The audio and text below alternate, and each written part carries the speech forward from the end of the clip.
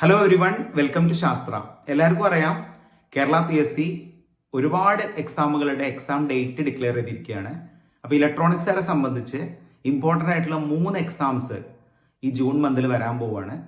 വളരെ ക്രൂഷ്യൽ ആയിട്ടുള്ള ഒരു പീരീഡാണ് നമുക്കിനി വരാൻ പോകുന്നത്. June 1 assistant professor electronics and communication, June 5 demonstrator electronics and communication, അതുപോലെ ജൂൺ 12 ഡെമോൺസ്ട്രേറ്റർ ഇലക്ട്രോണിക്സ് എഞ്ചിനീയറിംഗ്. ഇങ്ങനെ 3 ഇമ്പോർട്ടൻ്റ് ആയിട്ടുള്ള എക്സാമാണ് നമുക്ക് വരാൻ പോകുന്നത്. അപ്പോൾ 3നും 3 സ്ട്രാറ്റജിയാണ്. ഇപ്പോൾ ഡെമോൺസ്ട്രേറ്ററിന് നമ്മളൊരു കോമൺ സ്ട്രാറ്റജിയാണ് യൂസ് ചെയ്യുന്നതെങ്കിൽ അസിസ്റ്റന്റ് പ്രൊഫസർ എന്നുള്ളത് എൻറ്റയർലി ഡിഫറെൻ്റ് ആയിട്ടുള്ള ഒരു കാറ്റഗറിയാണ്. AP എന്ന് പറയുന്നത് പ്യുവർലി ഒരു ഗേറ്റ് ലെവൽ എക്സാമും ഡെമോൺസ്ട്രേറ്റർ എന്ന് പറയുന്നത് പ്യുവർലി ഒരു ഡിപ്ലോമ ലെവൽ എക്സാമുമാണ്. അപ്പോൾ നമ്മൾ പ്രതീക്ഷിച്ചിരുന്നത് ഡെമോൺസ്ട്രേറ്റർ ഇലക്ട്രോണിക്സിനും ഇലക്ട്രോണിക്സ് ആൻഡ് കമ്മ്യൂണിക്കേഷനും ഒരു ഒറ്റ എക്സാം വരുന്നതാണ്. പക്ഷെ അത് 2 എക്സാം ഡേറ്റ് ആയിട്ട് തന്നെയാണ് PSC ഡിക്ലെയർ ചെയ്തിരിക്കുന്നത്. അപ്പോൾ 2 ക്വസ്റ്റ്യൻ പേപ്പർ ആയിട്ട് തന്നെയാണ് നമ്മൾ എക്സാം എഴുതേണ്ടത്. അപ്പോൾ നമുക്ക് വളരെ ഷോർട്ട് ആയിട്ടുള്ള ടൈമാണ്. 2 months അല്ലെങ്കിൽ 2-2.25 മാസം മാത്രമേ നമുക്കുള്ളൂ പഠിക്കാൻ. അപ്പോൾ വളരെ എഫക്റ്റീവായിട്ട് പഠിക്കാം. അപ്പോൾ ശാസ്ത്ര ടെക്നിക്കൽ ഇൻസ്റ്റിറ്റ്യൂട്ട് ഈ മാർച്ച് 26 തൊട്ട് പുതിയ ഓൺലൈൻ ബാച്ച് സ്റ്റാർട്ട് ചെയ്യാണ്. ക്രാഷ് ബാച്ച് അസിസ്റ്റന്റ് പ്രൊഫസറിനും അതുപോലെ തന്നെ ഡെമോൺസ്ട്രേറ്ററിനും എക്സ്ക്ലൂസീവ് ആയിട്ടുള്ള ക്രാഷ് ബാച്ച് സ്റ്റാർട്ട് ചെയ്യാണ്. അപ്പോൾ നമ്മൾ സിലബസ് 2-3 ഡേയ്സ് കൊണ്ട് തന്നെ സിലബസ് റിലീസ് ആവും എന്നുള്ള പ്രതീക്ഷയിലാണ്.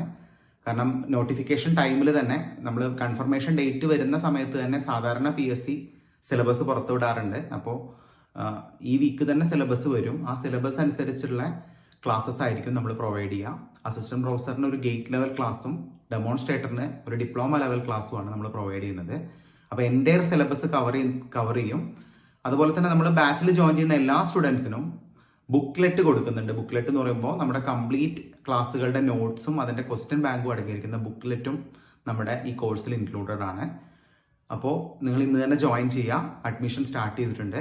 അപ്പോൾ കൂടുതൽ അറിയാൻ നിങ്ങൾ ഈ താഴെ കൊടുത്തിരിക്കുന്ന നമ്പറിൽ കോൺടാക്ട് ചെയ്യാം. Thank you. അപ്പോൾ നമ്മുടെ കുറച്ച് റീസെൻ്റ് ആയിട്ടുള്ള അച്ചീവ്മെൻറ്റ്സ് നോക്കുകയാണെങ്കിൽ, റീസെൻ്റ് ആയിട്ട് വന്നിരിക്കുന്ന പോലീസ് കോൺസ്റ്റബിൾ ടെലികമ്മ്യൂണിക്കേഷൻ, ഇതിൽ 60-ലധികം സ്റ്റുഡൻസ് മെയിൻ ലിസ്റ്റിൽ ഇൻക്ലൂഡ് ആയിട്ടുണ്ട്. ടോട്ടലി 80 സ്റ്റുഡൻസ് ആയിരുന്നു ശാസ്ത്രയ്ക്ക് ഉണ്ടായിരുന്നത്. അതിൽ 60-ലധികം സ്റ്റുഡൻസ് മെയിൻ ലിസ്റ്റിലാണ്. ഇനി ഇതിൻ്റെ ഫിസിക്കൽ ടെസ്റ്റും കൂടി പെൻഡിങ് ഉണ്ട്.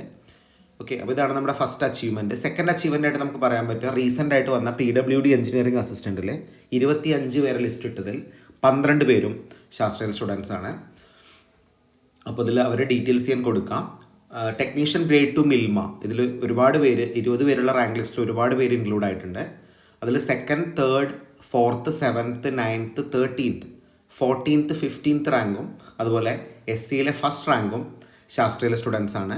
അവരുടെ ഡീറ്റെയിൽസ് ഞാൻ കൊടുക്കാം. അതുപോലെ തന്നെ ഞാൻ കുറച്ച് സ്റ്റുഡൻസിൻ്റെ ഫോട്ടോ സഹിതം പറയാം. നമ്മുടെ ഏറ്റവും വലിയ അച്ചീവ്മെൻ്റ് എന്ന് പറയുന്നത് PWD എഞ്ചിനീയറിംഗ് അസിസ്റ്റൻറ്റിലെ മെയിൻ ലിസ്റ്റിലെ ഫസ്റ്റ് റാങ്കാണ് അശ്വിനി V. ഇത് തന്നെയാണ് ഏറ്റവും വലിയ അച്ചീവ്മെൻ്റ് എന്ന് പറയുന്നത്. അതുപോലെ തന്നെ തേർഡ് റാങ്കിൽ ഇൻക്ലൂഡ് ചെയ്തിരിക്കുന്ന മറിയം B ആണ്. അതുപോലെ തന്നെ ഇനിയും ഒരുപാട് റാങ്കുകളുണ്ട്. 5th റാങ്ക് ടിറ്റു ഫ്രാൻസിസ്, അതുപോലെ തന്നെ 6th rank Tobin J Varghese, 7th rank Raji MP, 16th rank Nishana M, 17th rank Shamna P, 18th rank Salu Krishna, അതുപോലെ തന്നെ 19th റാങ്ക് റഹീദ, അതുപോലെ തന്നെ SCയിൽ ഫസ്റ്റ് റാങ്ക് അഖിൽ P. ഇത്രയും പേരാണ്. ഈ PWD എഞ്ചിനീയറിംഗ് അസിസ്റ്റൻറ്റിന് പുറമെ വേറെ എക്സാംസിലെ കുറച്ച് അച്ചീവ്മെൻറ്റ്സിനെ കുറിച്ചാണ്.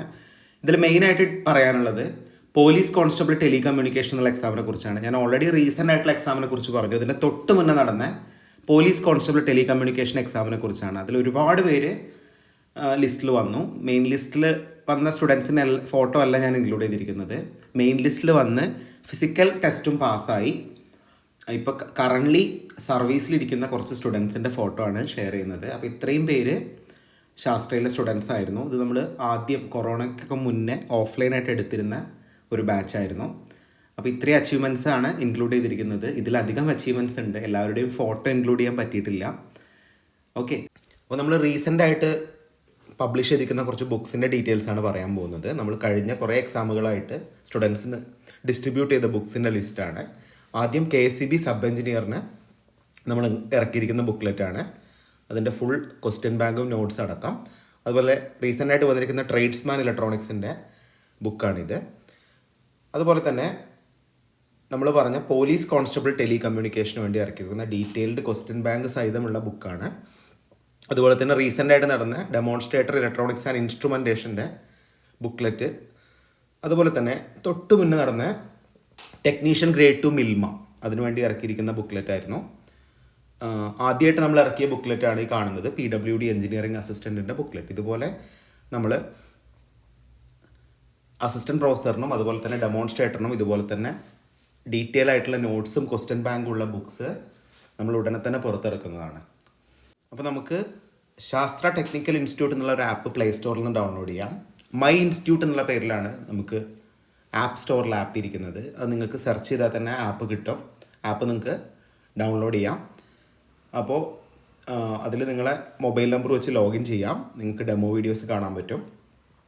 അപ്പോൾ നമ്മൾ ഒരുപാട് ഡെമോ വീഡിയോസ് അതിൽ ഇൻക്ലൂഡ് ചെയ്തിട്ടുണ്ട്. നിങ്ങൾക്ക് ഈ QR കോഡ് സ്കാൻ ചെയ്ത് കഴിഞ്ഞാൽ നമ്മുടെ ആപ്പ് ഡൗൺലോഡ് ചെയ്യാൻ പറ്റും. അപ്പോൾ എല്ലാവരും ഒന്ന് ട്രൈ ചെയ്ത് നോക്കുക. ഓക്കെ.